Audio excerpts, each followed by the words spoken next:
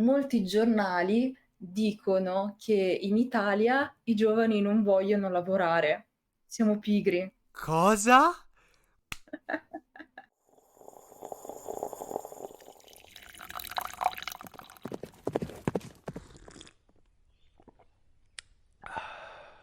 Ciao a tutti ragazzi e benvenuti nel quarto episodio di Espresso e Bishparmak, un podcast semplice e chiaro per chi impara l'italiano.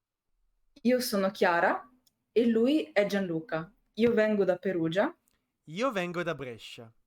Attivate i sottotitoli, mettete mi piace e partiamo! Allora, Gianluca, oggi parliamo del mondo del lavoro e della nostra esperienza in Italia.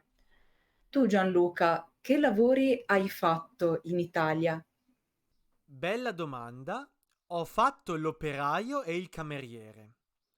Ho Mm? lavorato come operaio in una fabbrica nel 2017, dopo l'Accademia di Belle Arti. Purtroppo non ho finito l'accademia. Il mio paese si trova in una zona molto industriale dell'Italia del Nord. Quindi molti ragazzi vanno a lavorare in fabbrica dopo le scuole superiori o dopo l'università. Fare l'operaio in fabbrica è difficile e spesso monotono, io penso. Ma secondo te perché è un lavoro così comune? Perché non devi avere una laurea e puoi guadagnare molti soldi. Io lavoravo in una grande azienda di prodotti per il bagno, come i tubi o le cassette del VC.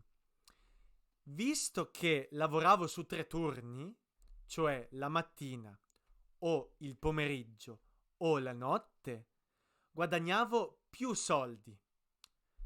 Il mio stipendio era come quello di un ingegnere che si è appena laureato. Molto bene, Sì, molto, molto, molto bene, visto che non devi avere studiato. perfetto.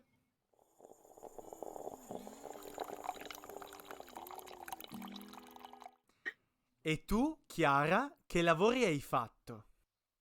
Allora, io ho fatto la cameriera 4 anni fa in Umbria, la mia regione. Ero in una vineria, cioè in un ristorante che vende i propri vini. Quindi, grazie a questa esperienza, ho conosciuto meglio i vini italiani. Di solito i clienti della vineria erano stranieri oppure turisti. E da dove venivano questi turisti? I turisti erano inglesi, americani, tedeschi e io ho aiutato il sommelier a presentare il vino e ho migliorato il mio inglese perché dovevo parlare in inglese.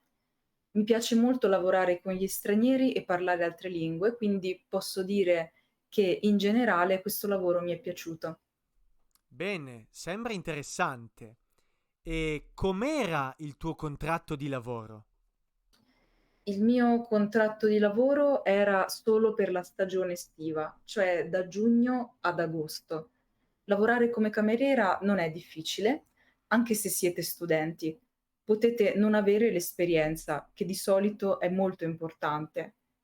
Se siete in grandi città come Roma, Firenze o Milano, dovete sapere bene l'italiano e l'inglese. Poi dovete essere puntuali, gentili e flessibili. Perché dovete essere flessibili? Perché l'orario di lavoro può essere molto lungo e può cambiare. Spesso infatti i camerieri lavorano anche il sabato e la domenica. Noi lo sappiamo bene.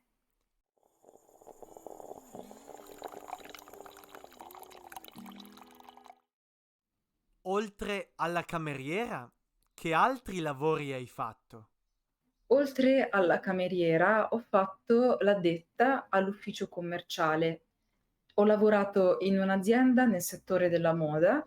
Io ero nell'ufficio commerciale estero, cioè l'ufficio che vende ai paesi stranieri.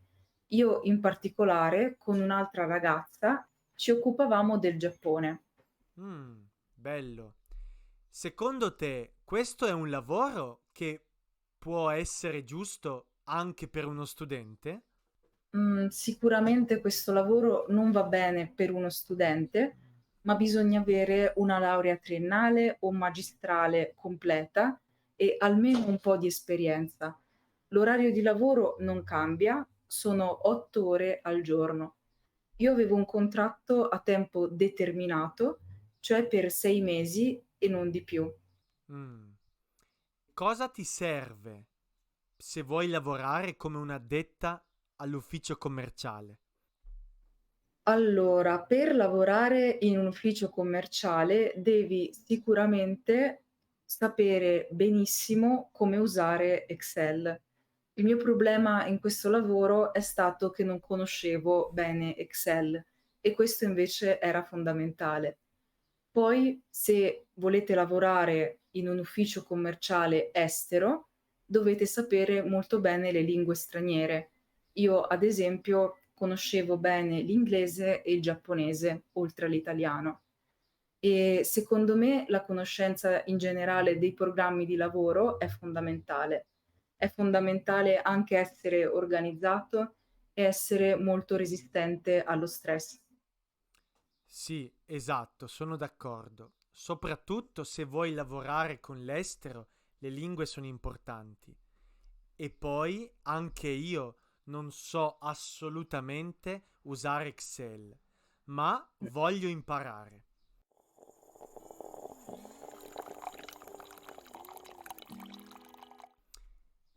Chiara, nel prossimo episodio di cosa parleremo? Parleremo dei vari tipi di contratti in Italia e vi parleremo anche del lavoro senza contratto. Cosa? Esistono? Esistono. Se avete una domanda, scrivete nei commenti. Nella descrizione trovate anche un documento con la trascrizione e le parole difficili. Ci vediamo la prossima volta. Ciao! Ciao ciao. Esistono. Esistono.